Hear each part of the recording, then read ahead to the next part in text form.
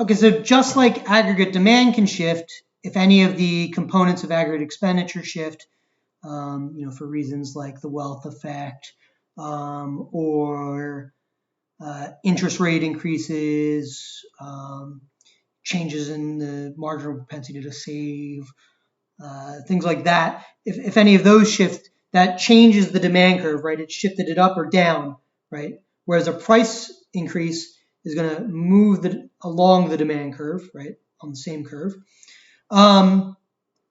Just like that can happen. I had the demand curve upward shifting because I'm thinking of supply now. Demand should be downwards. Just like, where's my whiteboard? Just like we could have a demand shift,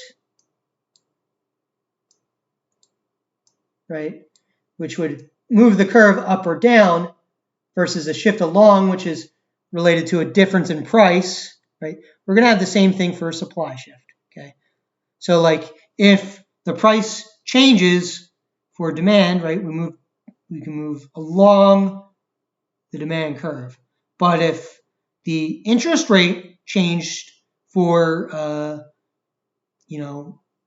for the economy, or some interest rate change, maybe it's the mortgage rate or the Fed funds rate or whatever your interest rate of choice is, that could affect the demand curve as in moving up and down.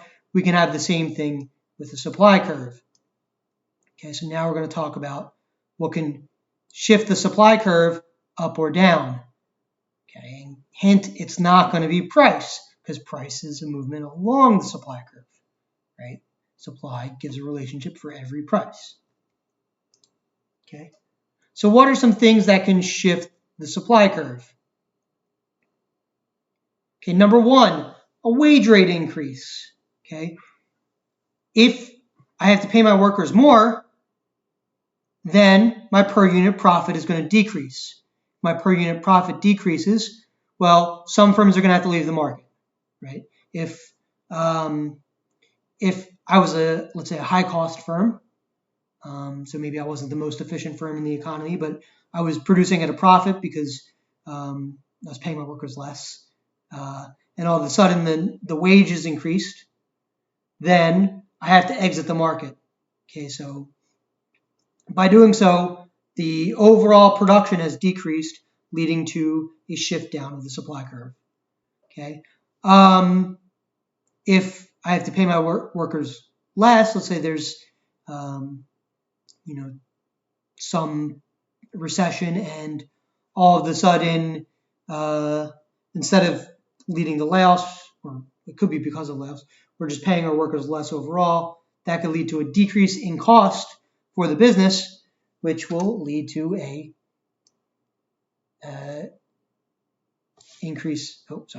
supply shifting outwards. Okay, so that means more output per price. Okay, so just to compare, we have two supply curves.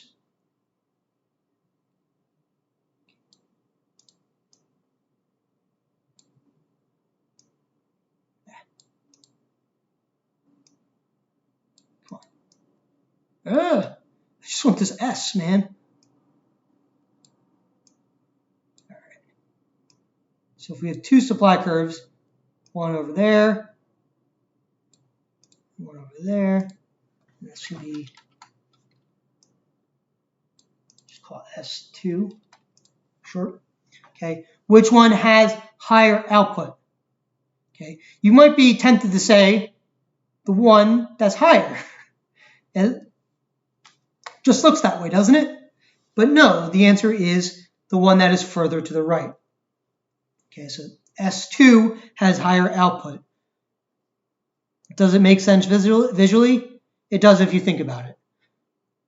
Output is on the x-axis. So the further out on the x-axis, the higher the output, right?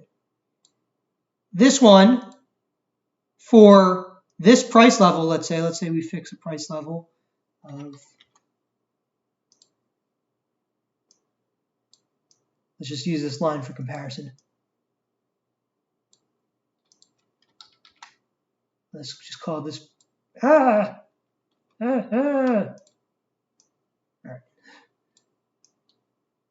let's just call this price level P star for now. All right.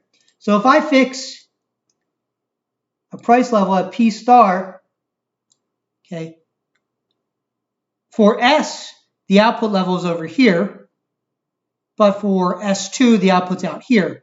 Clearly, S2 has the higher output.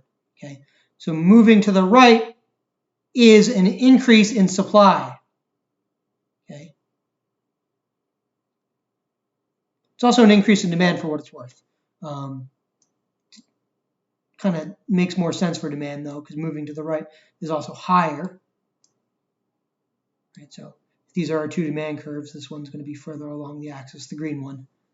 Okay, so the green one for demand is also going to be further to the right, but in this case, it's going to be higher as well. So I think, in my opinion, it looks a little more intuitive. But as long as you're moving to the right, you're increasing your output. Okay. So if wages are low, we're going to be closer to S2 than we are to S. Okay.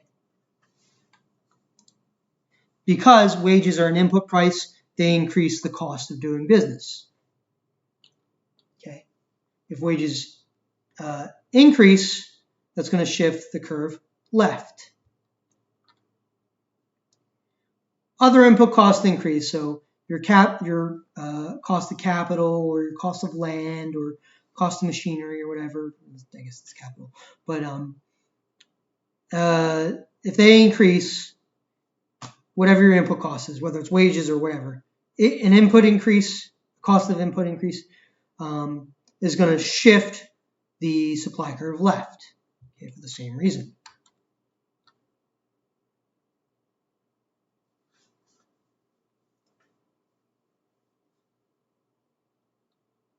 Okay, so this is just showing you what I just showed you with whiteboard.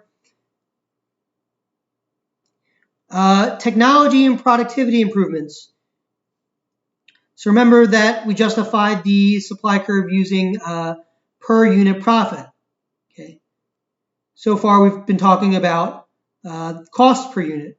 Now if we can produce more units for that same cost, right, we're also increasing price per unit, or profit per unit, I should say. So the more units you can produce, the higher the output. Okay. So if in general technology increases, you're going to decrease your cost per unit, increase your profits per unit. Okay, leading to a shift to the right. And when I do that, I'm pretty sure users seeing a movement to the left. It's my right, I assure you.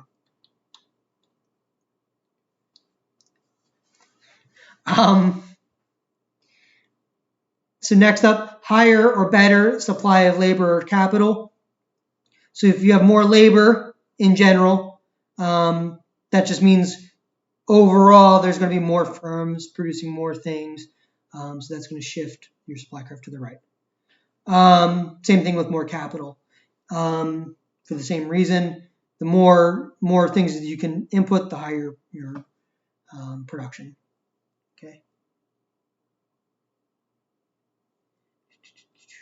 All right. So let's stop there and then we'll talk about equilibrium.